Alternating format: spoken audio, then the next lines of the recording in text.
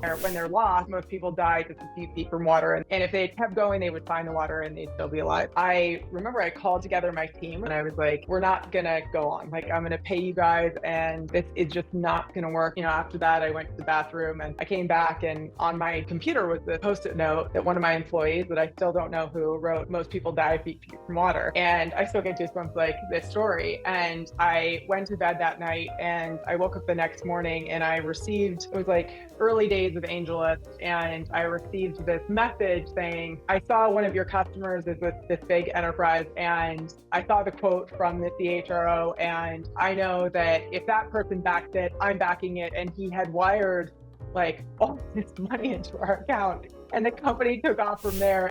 We're on a mission to help founders hit product market fit faster. We do this by interviewing founders that have been there. I'm your host, Adam O'Donnell. This podcast is put together by Zendesk for startups. We offer 6 months free of Zendesk customer support suite for qualified product-oriented companies.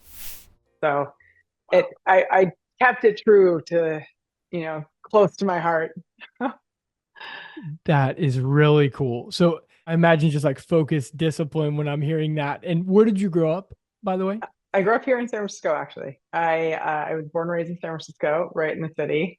And, it's interesting now as I'm in AI, being in intelligence is, I think, what I was passionate about. I didn't understand why. Like, I didn't understand that then. I didn't even know what intelligence was, or like understanding how things worked and how you could use information to make better decisions. And so now it's, I understand where a lot of that same little girl is.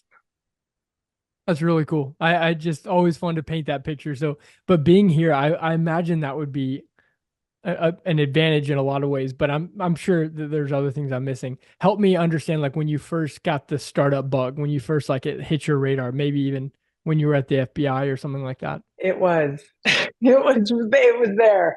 I was an athlete all through college, and actually even when I was a little girl, when I was young, there was always a challenge. If it was, who can sell the most raffle tickets, or what did you do on the weekends? Like, I was the person always with something that I was like building and working on and like challenging myself to the next.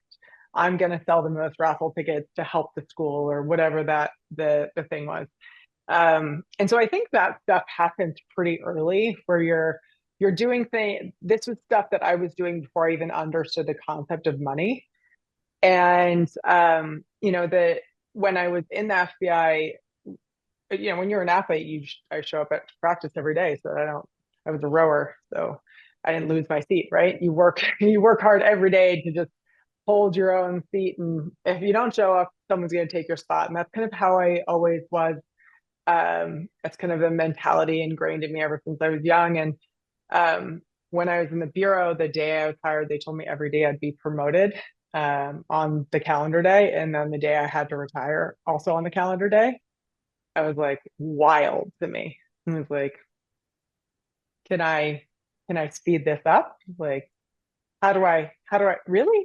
It was like seeing 25 years programmed in your life. And at the time, I didn't understand how big a deal that was. But then as I went on and I did more in the bureau, I realized that was just something that it changes the culture a lot when people don't have that kind of fire under them.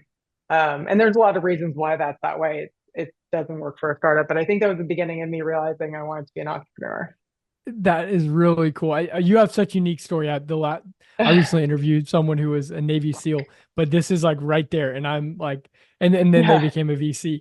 But I'm curious, like, what was it like to make that decision to go from the comfortable government job to starting a company? I was young enough that I didn't quite know how uncomfortable it was. My dad actually was really upset with me. He didn't talk to me for a while. It was something I had wanted my whole life, and there I was, and I was like, it's not really what I want. And so when, at a certain point, and I had enough employees in my first company, and I flew them in, and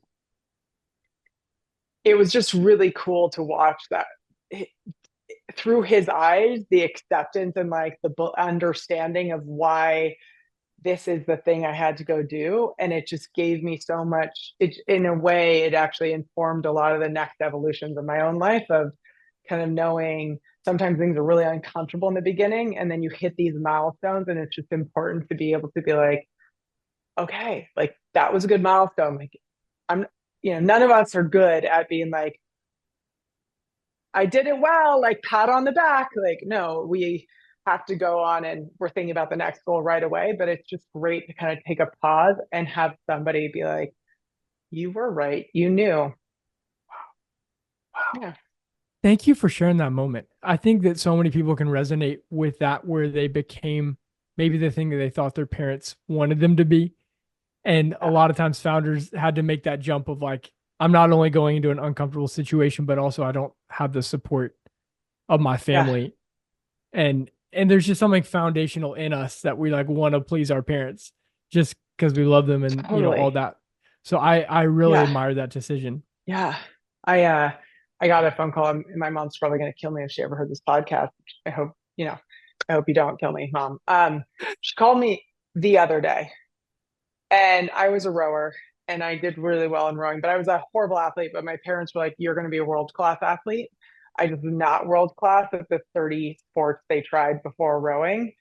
They're like, "This isn't the sport, we're going to keep going to the next one." And, rock climbing goes before rowing in San Francisco. And so I was, I eventually found the thing that I was really good at and passionate about. And she called me, this was last week, like, I had no, I never told you how unbelievably amazed I am by you. I just realized sitting here today, this was last week, today, how hard you had to work to do what you did, to go to, the school you went to have the records you held, to be able to like go on in your career. And she's like, you've done it every time. And I just realized sitting here that didn't just happen naturally for you.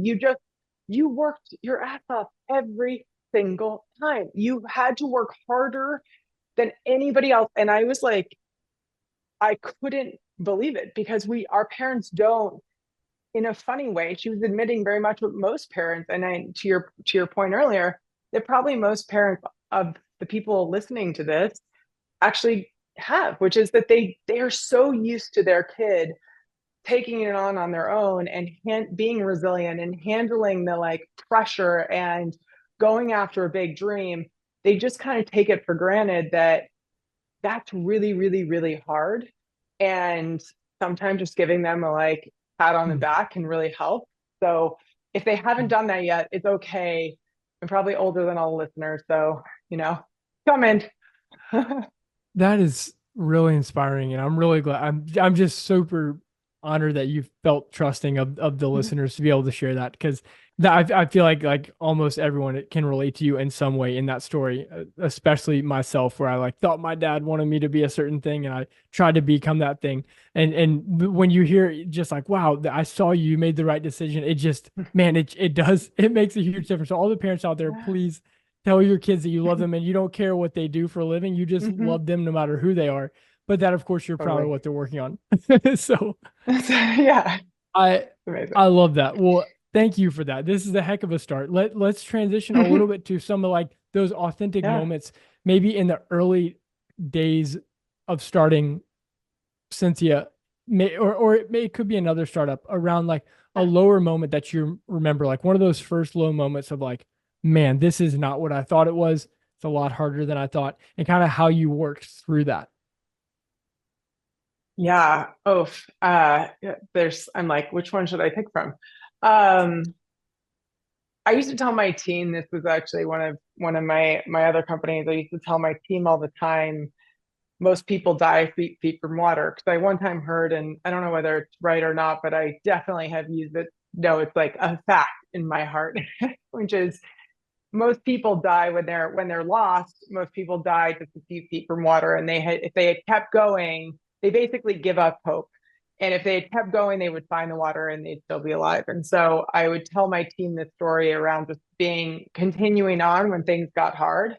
And I remember one time I was uh, I was building a company, and I had it was the first time I had gone and raised venture capital, and I had gotten enough, like, I had gotten some early angels, but it was also all very new to me. And um, I had met with all these VCs, and they had been like, no, no, no, no, no, no. It was just back to back. And I remember I called together my team, which was relatively small at the time, probably like 15 people. And I was like, yeah, so we're not gonna go on. Like, I only have so much money in the bank account to be able to see the next few months. Like, I'm gonna pay you guys, and this is just not gonna work. As I I know I have like put it all out there and put it on the line.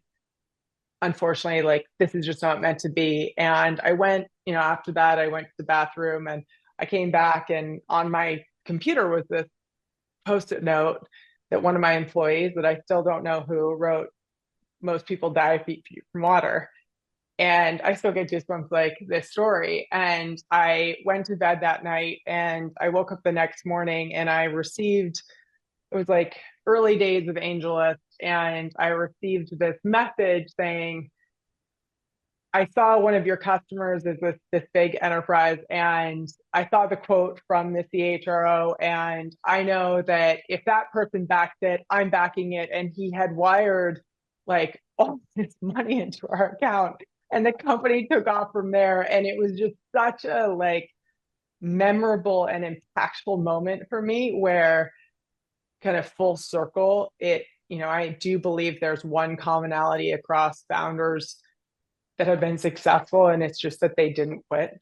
That across all those moments where you are at the bottom and the lowest, and you feel like you might have hired the wrong person, or missed the right decision around something, or you didn't get the investor you wanted, or you didn't get the customer you wanted, or it just didn't work out how you want it to in that moment, that if you just keep going, that there's a bigger thing right around the corner. And it's so hard to do in that moment, but that is the commonality with, all those I know. Wow. That is, thank you for sharing that. I felt touched just hearing that because it's that moment where it's like you basically surrendered the whole thing. You were like, I don't have any hope. And maybe it was right in a way because like you had done everything you possibly could and you had reached the end and like you were like, Yeah. I got this is it. And then it turns out that that was not the plan of what Mhm. was going to happen, even though you Right. couldn't have seen it in that moment. Totally. Wow. Yep. That Absolutely. is that is really cool. And just having someone who like cares. Obviously, they weren't doing it for like love because like unfortunately, like in a lot of it's about the investor has to make money, but it just felt like you were cared for and seen probably in one of the lowest Yeah. moments. And to have So an true. employee that yeah, that is really cool. I that's So an cool. encouraging thing for me, and I appreciate you Mhm. sharing that. Ah, this Yeah. is awesome. So the next seriously, um, going into the product market fit journey of Censia, and I know you've probably had it with multiple companies like One Page as well. Mhm. But if you could help us understand, like we would start with the date that you felt or the season, if it's a little bit more than just a date, when you're like, we have hit product market fit, and then we can go backwards and just understand the timeline of the things leading up to it from there. Yeah, I think one of a really big there's moments along that journey, and um we get to do that through stories and impact from customers. um I'll tell, it's public, so I'll share. Many of our customers are the largest companies in the world, so we can't share everything. But one of the big moments for me in that journey, and product market fit is people being able to see something. So I'll actually tell two. One is, we had a very large organization who are experts in the world of understanding how to find and and hire people based on performance and track record and future capability, which is all of why we started Censia. It was really to change the way that people were seen, and really eliminate a lot of the bias and subjectivity that went into decisions around who do we hire, who do we promote, how do we pay people, what's happening in the workforce, how do we do workforce planning, and use AI and use data to be able to make those decisions.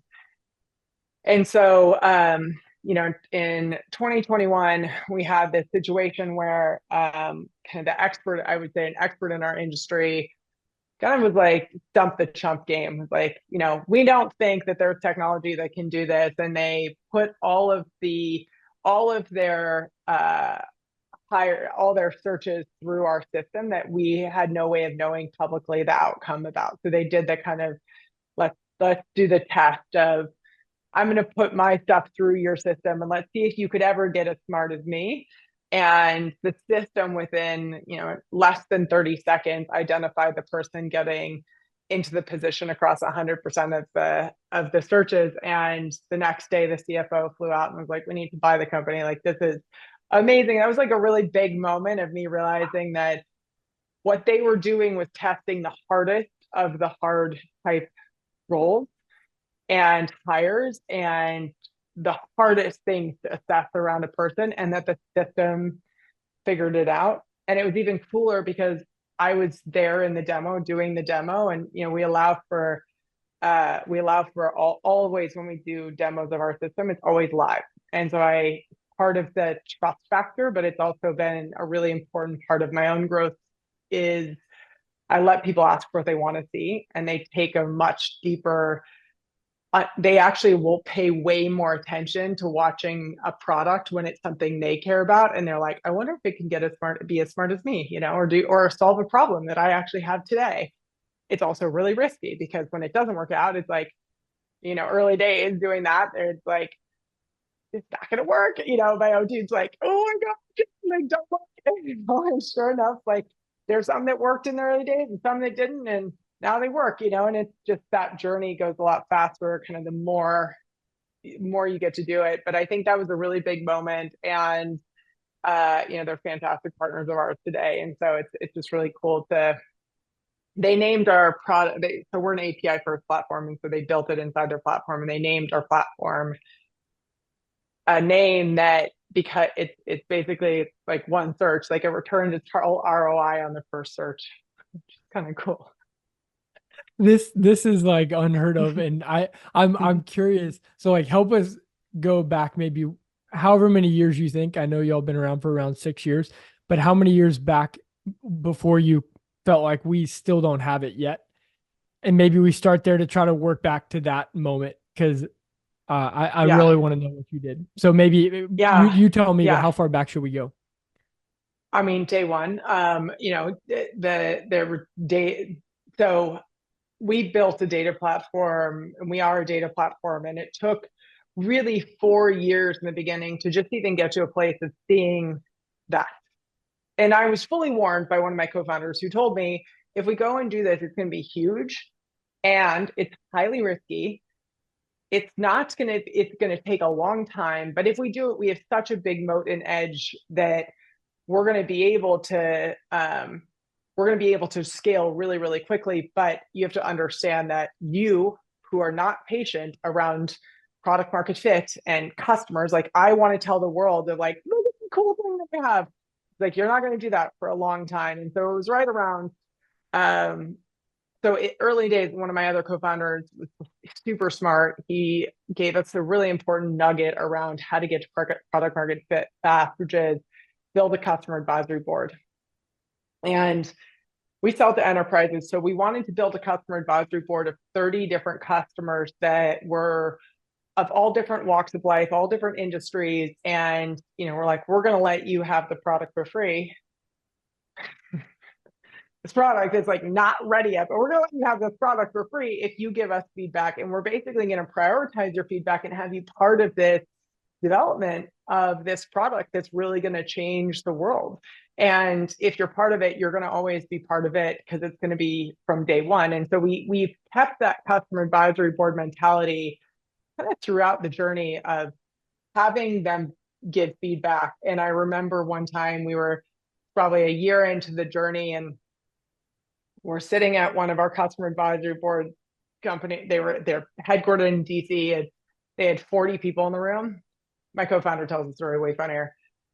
So we have a part of our platform called Look that does lookalike modeling. And in the beginning, it was like that was the original thing that we were thinking about doing was let's create let's create lookalike modeling. You can see that in Facebook, you can see that in other industries where you do, I can put in one person and descriptive gender, ethnicity, race, sexual orientation, disability, veteran status, but actually do lookalike modeling based on capability and track record and future potential and all the things that are what make us who we are, not keyword look like. But so there's 40 people in the room, big company, and they're like, oh, this is great, look-alike modeling. They're like, can you find this person? And I fully knowing there was no way we were going to find this person. The person was like in the middle of the Congo that they like wanted to do a modeling. And, there's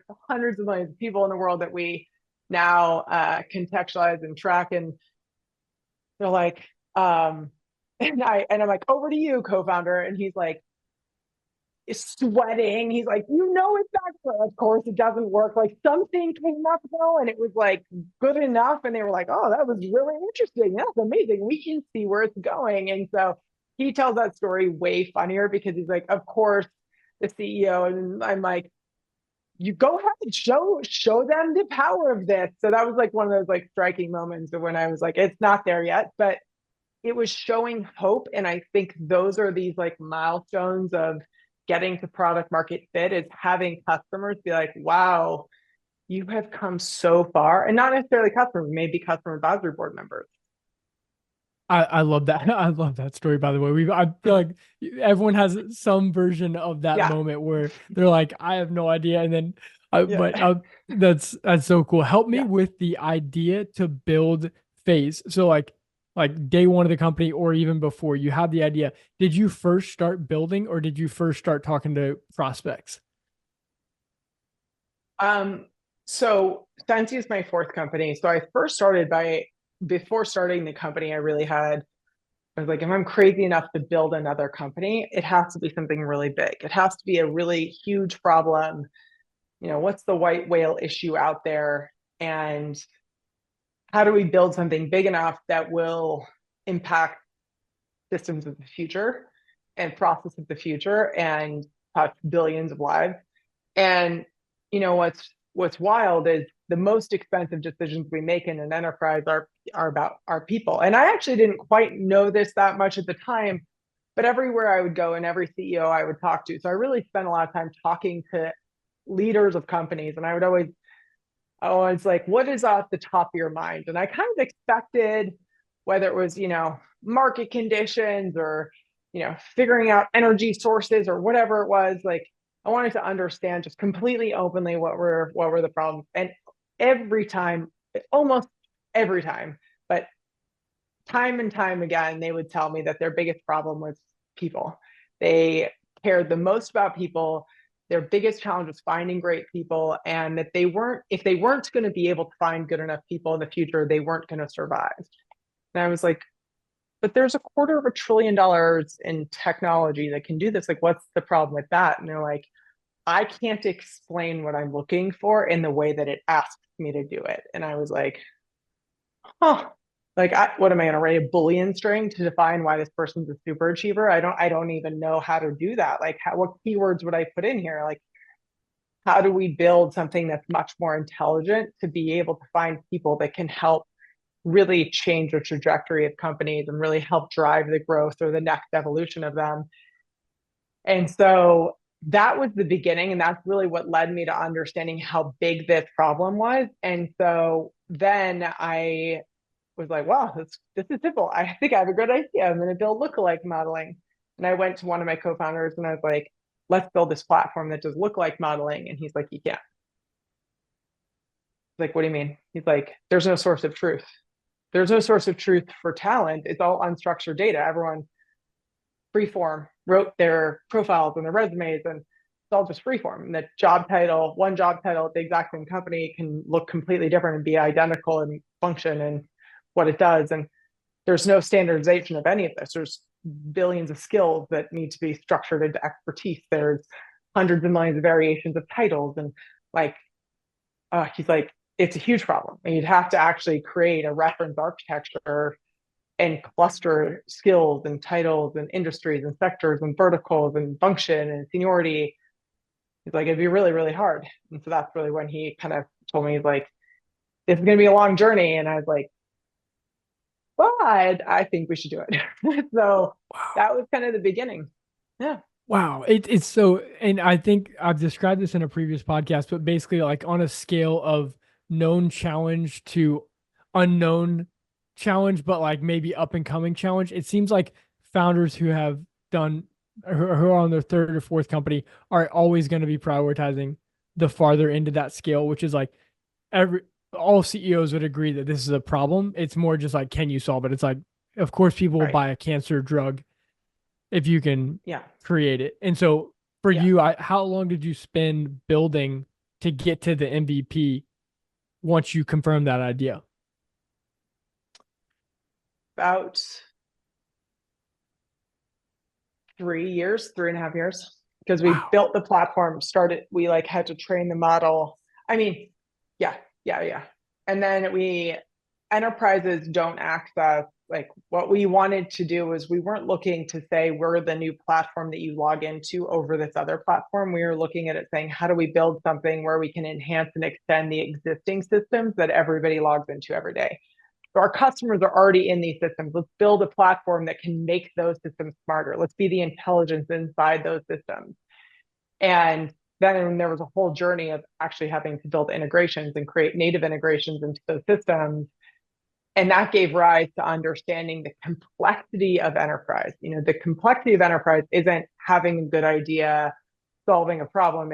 It needs so much scale, so much security, so much infrastructure, so much architecture that has to be behind that product. There's no way to kind of come up with a thing that's like just solving the tip of the iceberg and be like, ta-da. They're like, I challenge that. And so it was really good for us to have to go through that while we were going through building the platform, because it made us think differently and be smarter around this scale and the infrastructure of that platform.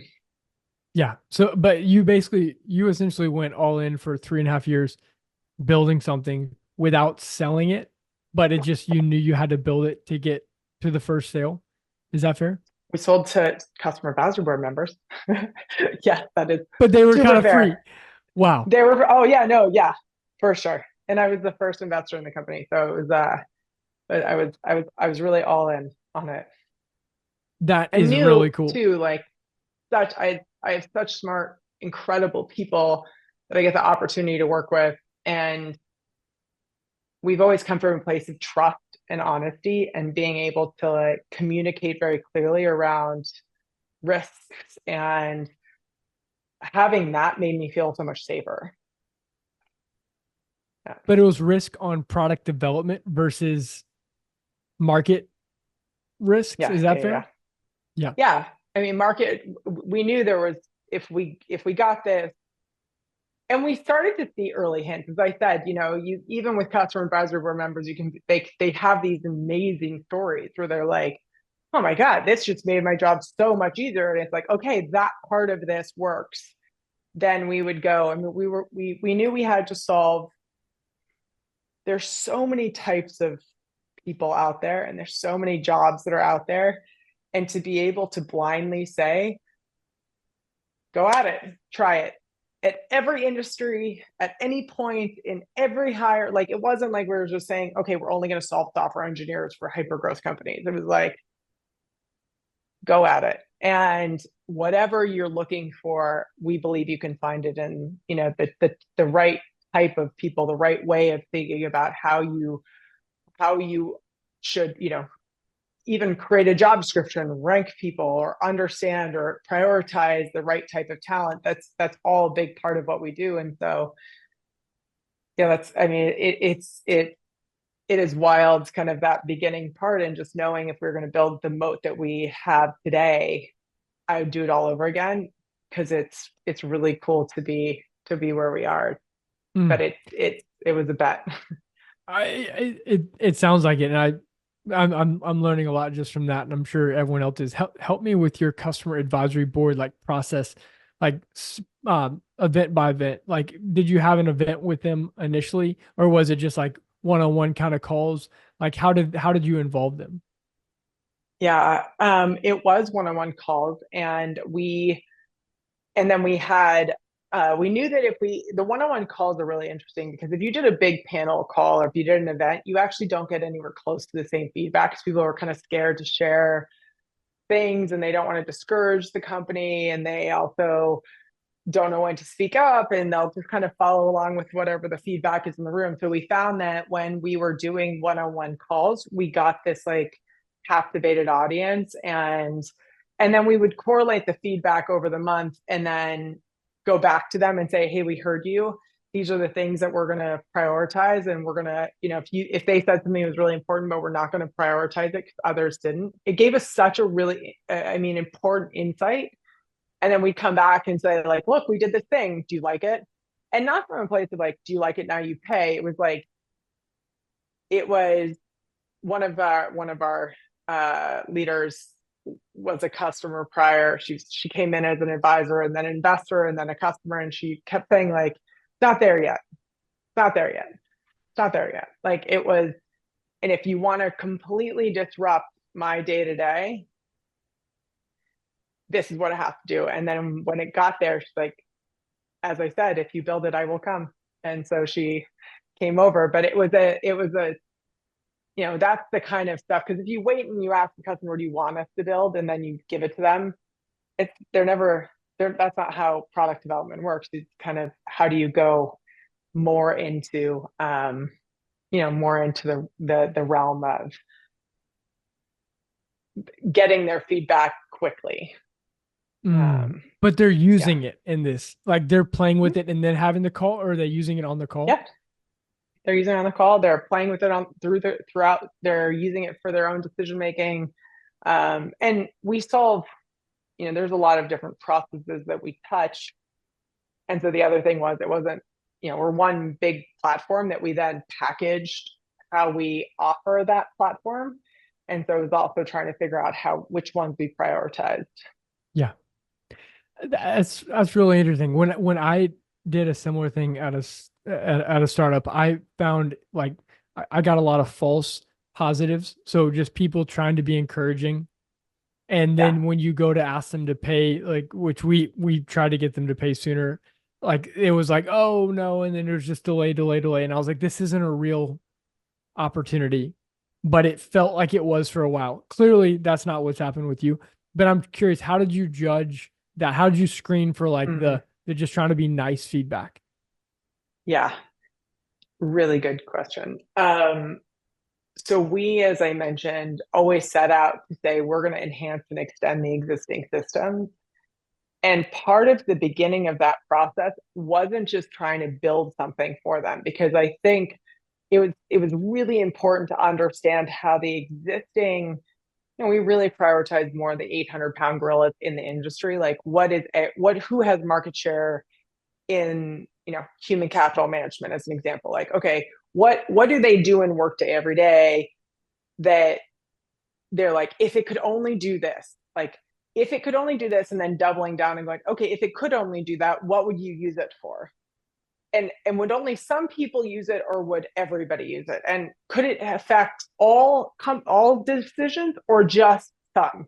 Sometimes people love to give ideas no matter what. You're talking to people and they're like, what you could do? You should do this. And they'll come up with something that sounds really cool, but it's like the thing that's like 10 years from now when we've got market share, I'm like, I'm going to put a pin in that great idea for when we get to a place of market share and we need to think of like the next thing. Because sometimes, customers will go,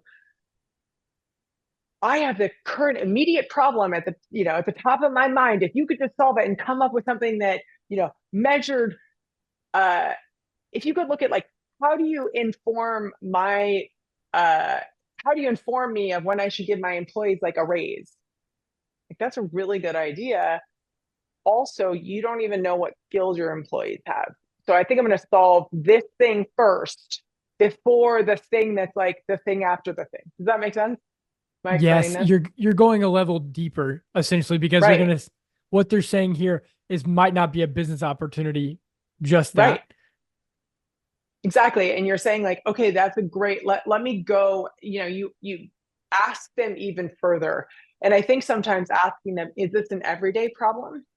Is this the current problem? If you were going to personally measure how much of a problem this was, how would you measure it?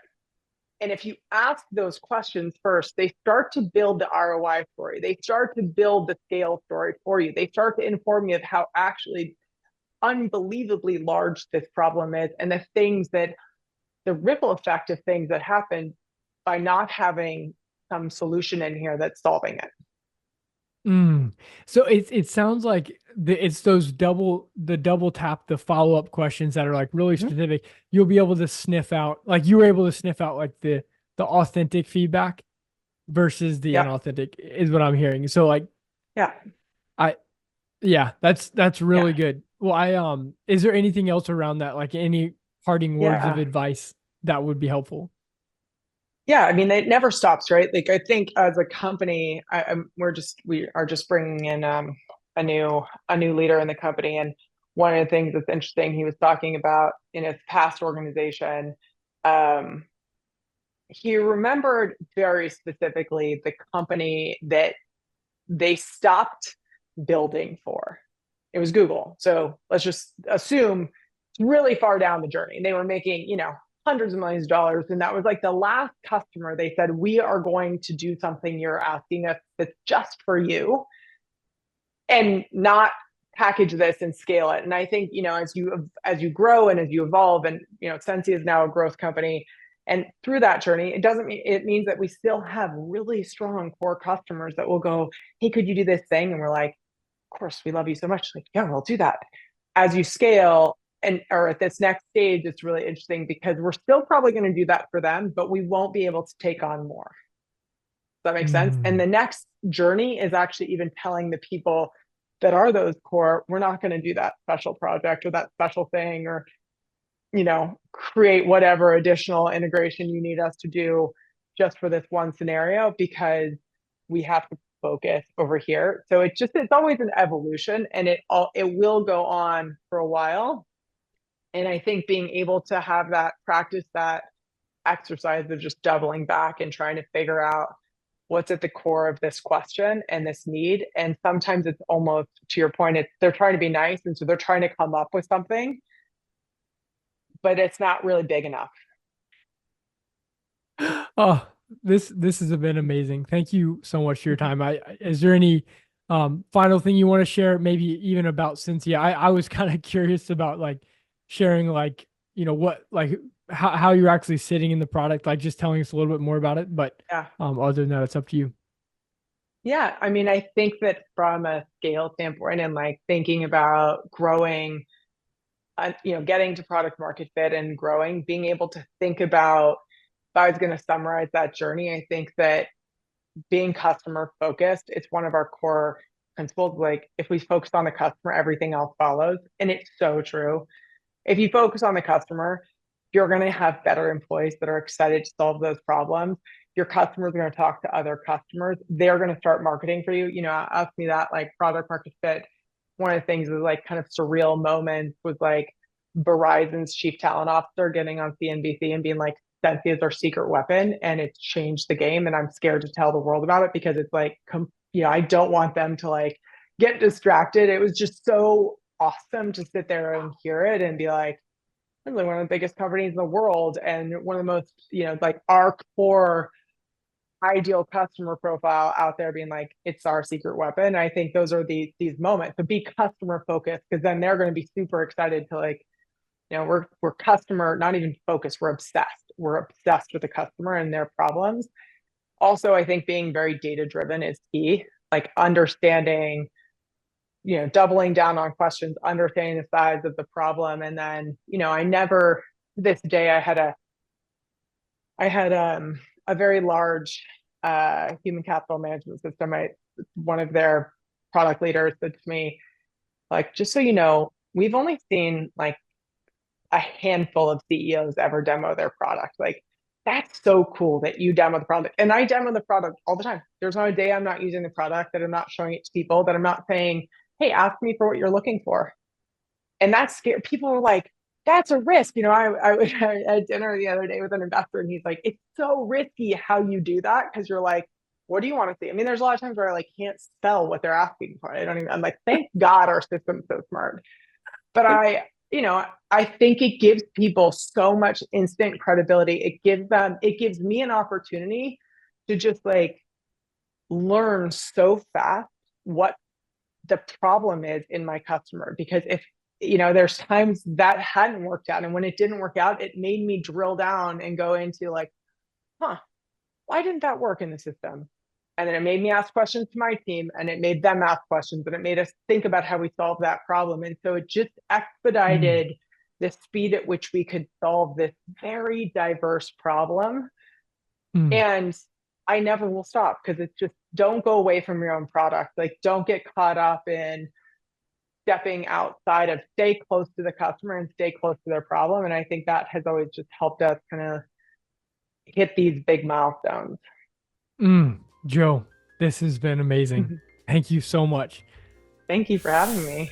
Thank you for listening. If you want to learn more about Zendesk for startups, check out our website, zendesk.com/startups. Also, we're always looking to improve, so don't hesitate to email me with any feedback on how we can ask better questions, guests to target, or anything else so we can do to better help you as a founder. My email is adam.o'donnell@zendesk.com.